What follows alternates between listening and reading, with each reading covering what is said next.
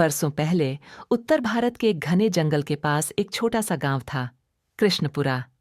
यह गांव दिन में शांत और खुशहाल दिखता, पर रात ढलते ही लोग दरवाजे बंद कर लेते। वजह थी कर्ण पिशाचिनी। कहते हैं अमावस्या की रात वह स्त्री का रूप धारण कर गांव के आसपास मंडराती।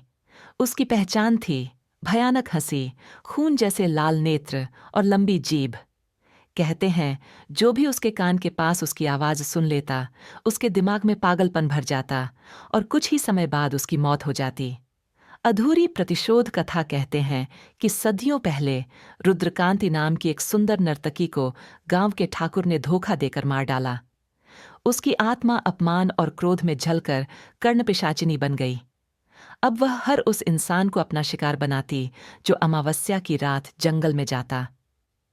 रामेश्वर का अभिशाप। गांव में रामेश्वर नाम का एक बहादुर युवक था। लोग कहते थे कि उसने कर्ण पिशाचिनी की डरावनी हंसी भी सुनी थी और वह बच गया था। उसने सबको बताया। उसकी आवाज कान के भीतर जैसे किसी सांप की फुसफुसाहट है। अगर तुम जवाब दोगे तो वह तुम्हारी आत्मा निगल लेगी। एक अमावस्या की रात रामेश्वर ने निश्चय किया कि वह जंगल में जाएगा और उस चुड़ैल का सामना करेगा। जंगल का सन्नाटा रात गहरी थी। चारों ओर घना अंधेरा था। हवा स्थिर, जैसे समय थम गया हो। तभी उसे झाड़ियों में साड़ी की सरसराहट सुनाई दी।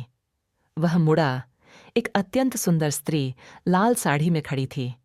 उसके चेहरे पर रहस्यमयी मुस्कान थी। क्यों आए हो मेरे जंगल में? वह बुदबुदाई।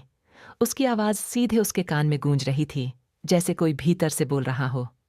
रामेश्वर ने कुछ नहीं कहा। वह जानता था बस चुप रहना ही उसकी जीत थी। रक्त आंखों का खेल अचानक उस स्त्री का चेहरा भयावह हो गया। उसकी आंखों से खून टपकने लगा। उसके बाल हवा में सांपों की तरह फुफकारने लगे। तू मुझे अनसुना करेगा? उसने चीख कर कहा।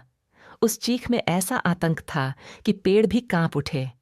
रामेश्वर ने अपनी जेब से एक त्रिशूल चिन्ह वाला ताबीज निकाला और जोर से एयूएम नमः शिवाय का जाप करने लगा। भस्म की चिंगारी। कर्ण पिशाचिनी ने एक भयंकर चीख मारी और काले धुएं में बदल गई। लेकिन जाते जाते उसने शाप दिया, आज नहीं, कल नहीं, पर अगली अमावस्या को मैं इस गांव में लौटूंगी और इस बार किसी की रक्षा नहीं होगी।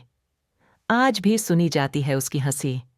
लोग कहते हैं कि कृष्णपुरा के उस जंगल से आज भी अमावस्या की रात महिला की धीमी हंसी और किसी के कान में फुसफुसाने जैसी आवाजें आती हैं। कोई भी उस रात बाहर नहीं निकलता। सब्सक्राइब करें ऐसी ही दिलचस्प कहानियां रोज सुनने के लिए और बेल आइकॉन को दबाएं, लाइक करें, शेयर करें